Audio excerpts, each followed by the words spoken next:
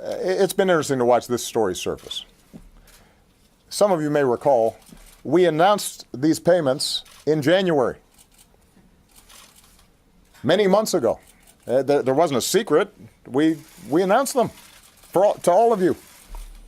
Josh did a briefing on them. This wasn't some nefarious deal.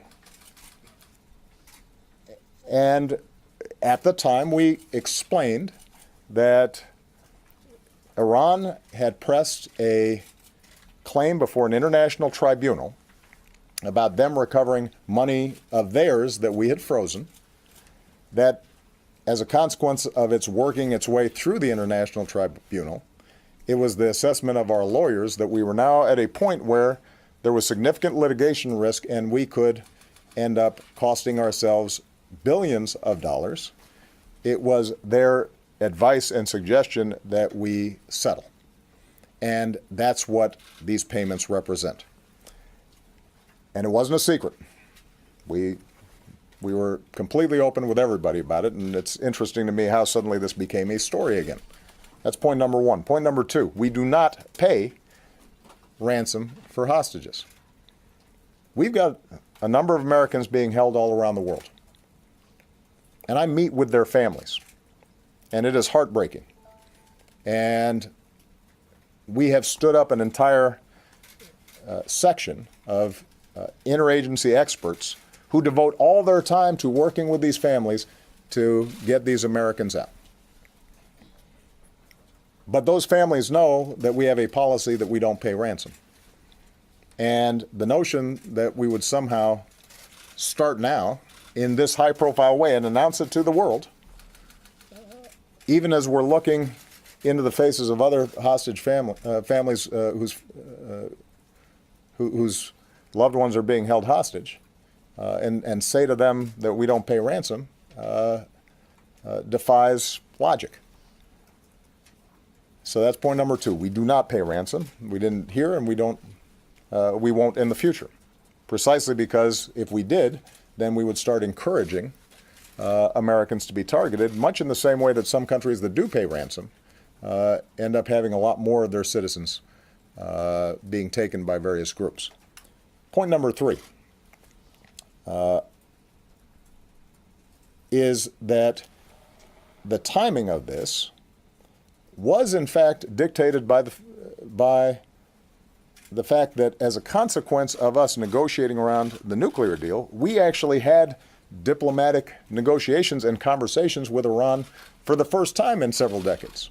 So the issue is not so much that it was a coincidence as it is that we were able to have a direct discussion. John Kerry could meet with the foreign minister, which meant that our ability to clear accounts on a number of different issues at the same time converged. And it was important for us to take advantage of that opportunity, both to deal with this litigation risk that had been raised. It was important for us to make sure that we finished the job on the Iran nuclear deal. And since we were in a conversation with them, it was important for us to be able to push them hard in getting these Americans out. And let me make a final point on this. It's now been well over a year since the agreement with Iran to stop its nuclear program was signed.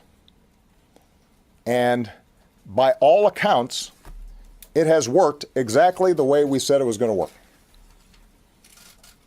You'll recall that there were all these horror stories about how Iran was going to cheat and this wasn't going to work, and Iran was going to get $150 billion to finance terrorism and all these kinds of scenarios. And none of them have come to pass. And it's not just the assessment of our intelligence community, it's the assessment of the Israeli military and intelligence community, the country that was most opposed to this deal, that acknowledges this has been a game changer and that Iran has abided by the deal and that they no longer have the sort of short-term breakout capacity that would allow them to develop nuclear weapons. So what I'm interested in is if there's some news to be made, why not have some of these folks who were predicting disaster say, you know what, this thing actually worked? Now, that would be a shock. That would be impressive. If some of these folks who had said the sky is falling suddenly said, you know what, we were wrong, and we are glad that Iran no longer has the capacity to break out in short term and develop a nuclear weapon. But of course, that wasn't going to happen. Instead, what we have is the manufacturing of outrage in a story that we disclosed in January. And the only bit of news that is relevant on this is the fact that we paid cash, which brings me to my last point. The reason that we had to give them cash is precisely because we are so strict in maintaining sanctions, and we do not have a banking relationship with Iran, that we couldn't send them a check. And we could not wire the money. And it is not at all clear to me why it is that cash, as opposed to a check or a wire transfer, has made this into a news story.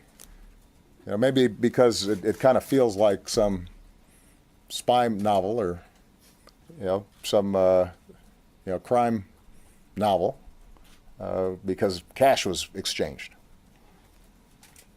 The reason cash was exchanged is because we don't have a banking relationship with Iran, which is precisely part of the pressure that we were able to apply to them so that they would ship a whole bunch of nuclear material out and close down a bunch of facilities that, as I remember, 2 years ago, 3 years ago, 5 years ago, was people's top fear and priority, that we make sure Iran doesn't have breakout nuclear capacity.